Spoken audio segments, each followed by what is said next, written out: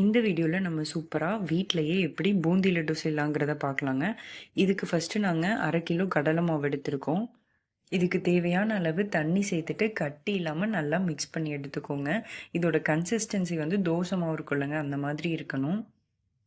இந்த வீடியோலேயும் உங்களுக்கு பார்த்தா தெரியும்னு நினைக்கிறேங்க. ஸோ கன்சிஸ்டன்சி வந்து இப்படி தான் இருக்கணும். இப்போ ஒரு கடாயில் எண்ணெய் சேர்த்துட்டு எண்ணெய் நல்லா காஞ்சதுக்கப்புறம் நம்ம மிக்ஸ் பண்ணி வச்சுருப்போம் இல்லைங்களா, அந்த கடலை மாவை பூந்தி தேய்க்கிற கரண்டியில் இப்படி நல்லா தேய்ச்சி எடுத்துக்கணும்.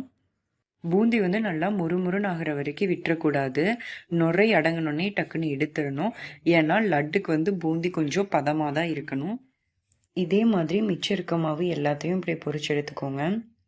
அடுத்ததான் நம்ம வந்து சக்கரைப்பாவு காய்ச்சிக்கலாங்க. நாங்கள் வந்து இன்றைக்கி 1/2 கிலோ மாவுக்கு 3/4 கிலோ சர்க்கரை எடுத்திருக்கோம்.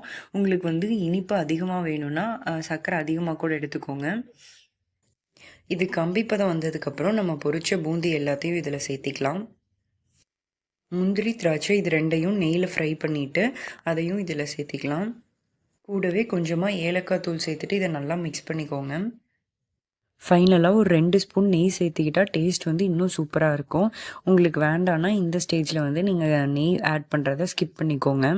ஒரு 1/2 மணி நேரம் இந்த பூந்தி எல்லாத்தையும் சக்கரை பாவில் ஊற வச்சுட்டு அதுக்கப்புறம் நம்ம லட்டை உருட்டி எடுத்துக்கலாம். அவ்வளோதாங்க, ரொம்பவே சூப்பரான டேஸ்டியான பூந்தி லட்டு நம்ம வீட்டிலையே செஞ்சிடலாம். 1/2 கிலோ மாவுக்கு எங்களுக்கு கிட்டத்தட்ட 55லேருந்து 60 உருண்டையாச்சு. கண்டிப்பாக இது உங்கள் வீட்டில் ட்ரை பண்ணி பார்த்துட்டு எப்படி இருந்துச்சுன்னு நம்மளோட கமெண்ட் பாக்ஸில் கமெண்ட் பண்ணுங்கள்.